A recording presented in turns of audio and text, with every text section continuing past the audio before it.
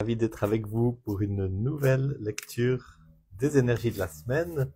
Et pendant que je brasse le jeu, je profite de vous faire un mot de pub pour mon cours de méditation thérapeutique qui aura lieu lundi 5 mai à 20h15. Lundi 5 mai à 20h15. C'est un cours qui a lieu sur Zoom, hein. C'est aussi possible d'y assister en replay si vous voulez. Et le thème me tient très à cœur. Bonjour à toutes, bonjour à tous. Le thème me tient très à cœur.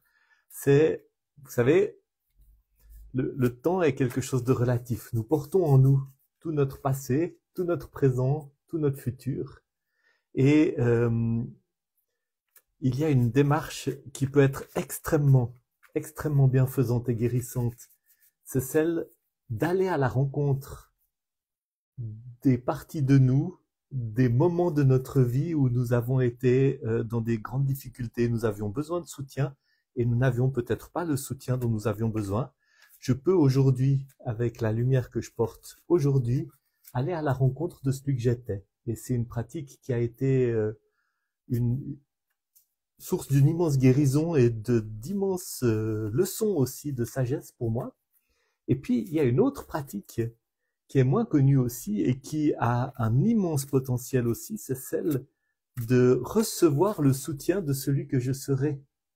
Une fois peut-être certaines épreuves traversées que je suis en train d'affronter aujourd'hui, recevoir le soutien de celui que je serai quand j'aurai grandi, traversé certaines difficultés, mûri, découvert plus de lumière et plus de sagesse. Donc, c'est cette pratique-là que je partagerai avec vous et que je vous inviterai à vivre dans une méditation guidée pendant cette méditation du lundi 5 mai à 20h15. Dès maintenant, vous pouvez vous inscrire, soit en mettant un commentaire dans ce post, avec vos coordonnées pour que je puisse vous demander votre email, etc. Soit en allant sur mon site, marc-henri-sando.com, et puis sous l'onglet méditation thérapeutique, soit en regardant le lien qui est dans le profil de ce compte Instagram, ou le lien qui figure dans les commentaires si vous me suivez sur YouTube ou sur Facebook.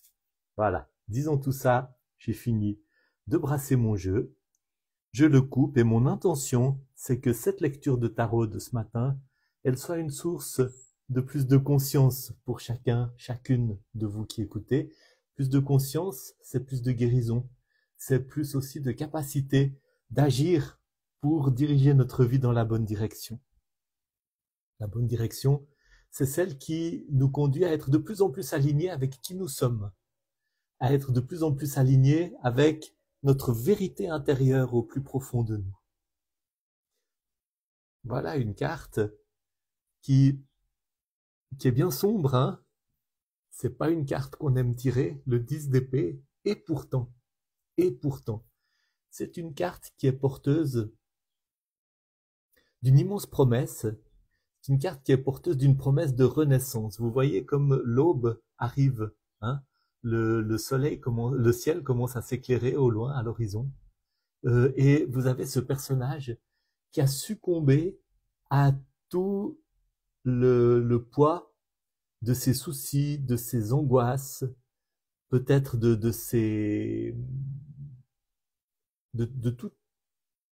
toutes les choses douloureuses, toutes les épreuves qui l'ont marqué, toutes les choses qui l'ont rencontré à travers sa vie et qui ont été douloureuses à vivre. Mais en même temps, c'est la carte qui dit « Ok, je lâche prise, je laisse mourir ce qui devait mourir. Je laisse mourir ce qui est d'avant, je laisse mourir ce qui me tire en arrière, je laisse mourir ce qui me tire en bas.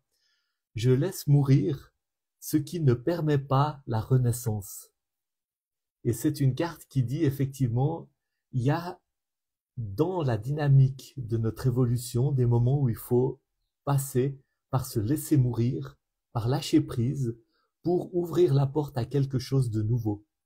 Il y a des vieux habits, hein, c'est pas pour rien qu'il est couvert de cette espèce de cape rouge. Il y a des vieux habits qui ne nous servent plus. Il y a des vieilles habitudes, il y a des vieilles manières de penser qu'il nous faut lâcher. Moi, en ce moment, je suis confronté à cet appel à lâcher toutes sortes de vieux conditionnements qui donnent encore l'impression qu'il faudrait souffrir pour apprendre, faire beaucoup d'efforts pour avancer, etc. Des vieux conditionnements qui sont appris au fur et à mesure des expériences douloureuses de la vie, qui sont des manières de nous défendre contre certains mensonges. Ce qui doit mourir, c'est des fois aussi les traces laissées en nous par des traumatismes qui nous ont fait croire que la vie était comme ci ou comme ça, ou que nous étions comme ci ou comme ça. En fait, c'est la mort des vieilles structures. C'est le serpent qui laisse sa vieille peau pour entrer dans une nouvelle étape de vie. C'est le crustacé qui se défait de sa carapace et qui entre dans cette vulnérabilité d'être sans carapace, mais qui peut, grâce à cela, grandir. Et si cette carte apparaît, c'est parce que elle vous dit que vous êtes peut-être dans un moment comme ça. Et c'est un moment, c'est un seuil sacré. C'est un moment pour passer à une nouvelle étape de votre vie. Et puis c'est peut-être aussi le moment de regarder, est-ce qu'il y a des choses auxquelles vous êtes en train de vous accrocher? Est-ce qu'il y a des vieux souvenirs, des vieilles choses douloureuses qui sont encore en train de s'accrocher à vous aussi et que vous avez de la peine à laisser? Ça peut être aussi des relations, hein, ou des convictions sur vous. Qu'est-ce que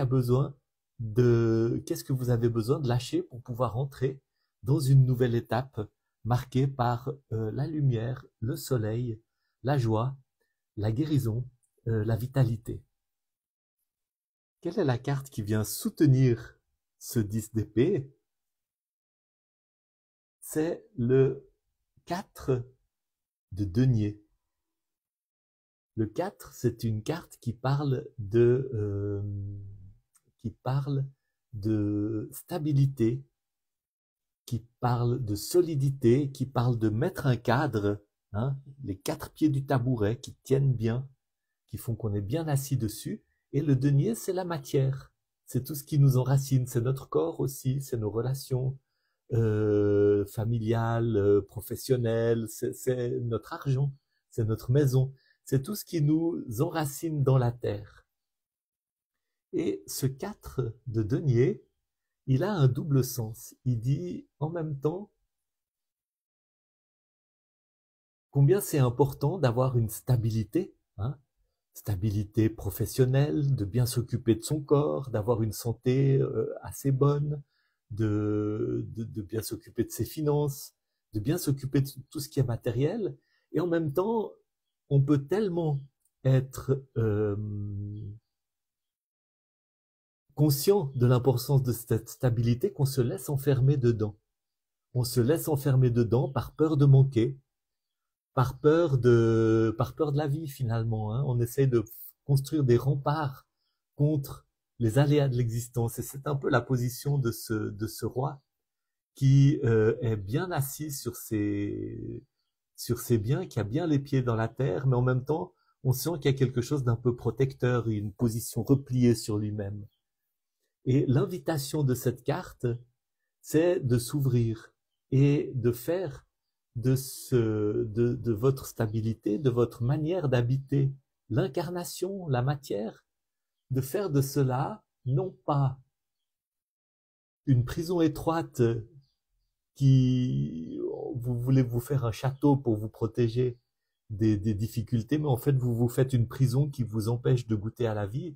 Non, de faire au contraire une autre structure que le château ou la prison qui protège, une structure qui serait peut-être celle de l'autel sur lequel le feu peut brûler, ou du foyer dans lequel la flamme peut s'élever, ou peut-être de quelque chose qui protège, mais qui protège pour que la vie puisse se déployer, pour que la vie puisse se donner libre cours. Dans le tarot de Marseille, dans certaines interprétations du tarot de Marseille, vous avez ces 4 deniers au milieu desquels il y a un blason avec un phénix qui est en train de renaître de ses cendres, de jaillir et de monter vers le soleil. Donc, c'est vraiment l'exemple de ces 4 deniers qui créent les bases pour que la vie, le feu, puisse se déployer.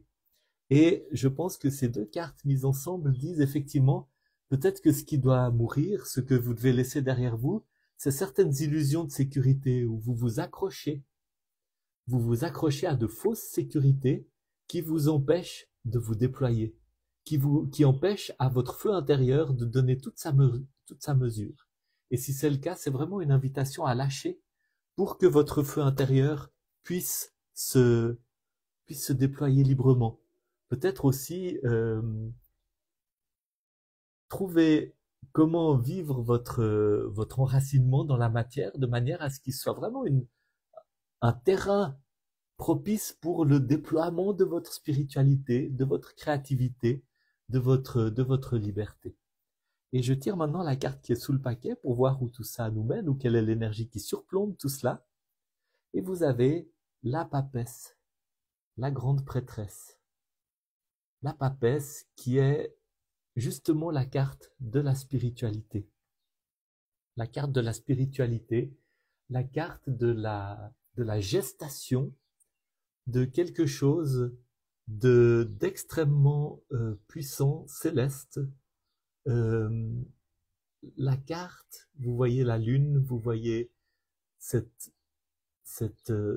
décor derrière elle de grenades qui parle de renaissance, qui parle de vitalité.